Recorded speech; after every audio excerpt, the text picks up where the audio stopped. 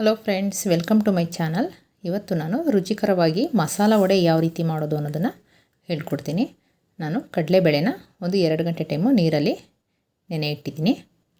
ನಾನಿಲ್ಲಿ ಮಸಾಲ ರುಬ್ಬೋಕ್ಕೆ ಒಣಮೆಣಸಿನ್ಕಾಯಿ, ಜೀರಿಗೆ, ಚಕ್ಕೆ, ಲವಂಗ, ಬೆಳ್ಳುಳ್ಳಿ ಮತ್ತು ಶುಂಠಿ, ಸ್ವಲ್ಪ ಕಾಯಿನ ತೊಗೊಂಡಿದ್ದೀನಿ. ಇದನ್ನು ನೀರು ಹಾಕ್ತಾನೆ ತರಿಯಾಗಿ ರುಬ್ಕೊಳ್ಬೇಕು. ನೋಡಿ, ಕಡಲೆಬೇಳೆನೂ ಸ್ವಲ್ಪ ನೀರು ಹಾಕ್ದಾಗೆ ಈ ರೀತಿ ರುಬ್ಕೊಳ್ಬೇಕು. ಇದಕ್ಕೆ ನಾನು ರುಬ್ಕೊಂಡಿರೋಂಥ ಮಸಾಲಾನ ಹಾಕ್ಕೊಳ್ತಾ ಇದ್ದೀನಿ. ಇದಕ್ಕೆ ಈರುಳ್ಳಿ, ಸಬ್ಬಸಿಗೆ ಸೊಪ್ಪು, ಕರಿಬೇವಿನ ಸೊಪ್ಪು ಮತ್ತು ಕೊತ್ತಂಬರಿ ಸೊಪ್ಪನ್ನು ಹಾಕ್ಕೊಳ್ತಾ ಇದ್ದೀನಿ. ಇದಕ್ಕೆ ಸ್ವಲ್ಪ ಅರಿಶಿನ ಪುಡಿನ ಹಾಕ್ಕೊಳ್ತಾ ಇದ್ದೀನಿ ಮತ್ತು ರುಚಿಗೆ ತಕ್ಕಷ್ಟು ಉಪ್ಪನ್ನು ಹಾಕಿಬಿಟ್ಟು ಚೆನ್ನಾಗಿ ಮಿಕ್ಸ್ ಮಾಡಿಕೊಳ್ಬೇಕು. ನೀವು ನನ್ನ ಚಾನಲ್ನ ಫಸ್ಟ್ ಟೈಮ್ ನೋಡ್ತಾ ಇದ್ದರೆ ಪ್ಲೀಸ್ ನನ್ನ ಚಾನಲ್ನ ಸಬ್ಸ್ಕ್ರೈಬ್ ಮಾಡಿ, ಪಕ್ಕದಲ್ಲಿರೋ ಬೆಲ್ಲೈಕನ್ನ ಕ್ಲಿಕ್ ಮಾಡಿ. ನಾನು ನೆಕ್ಸ್ಟ್ ಟೈಮ್ ವಿಡಿಯೋ ಹಾಕಿದಾಗ ನಿಮಗೆ ನೋಟಿಫಿಕೇಷನ್ ಬರುತ್ತೆ.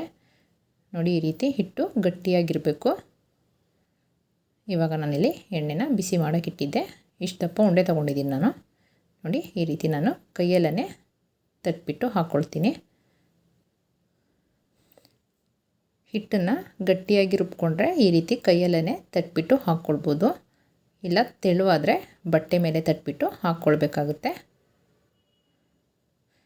ನೋಡಿ, ಇದನ್ನು ಸಡನ್ನಾಗಿ ತಿರುವು ಹಾಕೋಕ್ಕೆ ಹೋಗಬಾರ್ದು, ಒಡೆದೋಗ್ಬಿಡುತ್ತೆ. 1 ನಿಮಿಷ ಆದಮೇಲೆ ಇದನ್ನು ತಿರುವು ಹಾಕಿಬಿಟ್ಟು ಬೇಯಿಸ್ಕೊಳ್ಬೇಕು. ವಡೆಗೆ ತುಂಬ ಜನ ತೆಂಗಿನಕಾಯಿ ಹಾಕಲ್ಲ, ಆದರೆ 1-2 ಸ್ಪೂನು ತೆಂಗಿನಕಾಯಿ ಹಾಕಿಬಿಟ್ಟು ಮಾಡಿ ನೋಡಿ, ತುಂಬಾ ಚೆನ್ನಾಗಿರುತ್ತೆ. ಟೇಸ್ಟು ಕೂಡ ತುಂಬ ಚೆನ್ನಾಗಿರುತ್ತೆ. ನೀವು ಕೂಡ ಒಂದು ಸಲ ಖಂಡಿತ ಟ್ರೈ ಮಾಡಿ ಈ ರೀತಿ.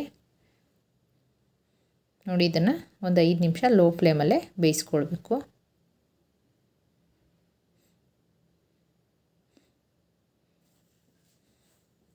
ನೋಡಿ, ಇದು ಇವಾಗ ಕಲರು ಚೇಂಜ್ ಆಗಿದೆ, ಚೆನ್ನಾಗಿ ಬೆಂದಿದೆ.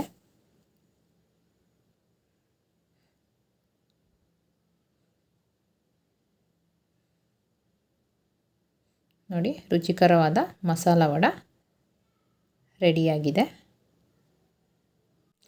ನಿಮಗೆ ಈ ವಿಡಿಯೋ ಇಷ್ಟ ಆಗಿದ್ದರೆ ಲೈಕ್ ಮಾಡಿ, ಶೇರ್ ಮಾಡಿ, ಕಮೆಂಟ್ ಮಾಡಿ, ನನ್ನ ಚಾನಲ್ನ ಸಬ್ಸ್ಕ್ರೈಬ್ ಮಾಡಿ.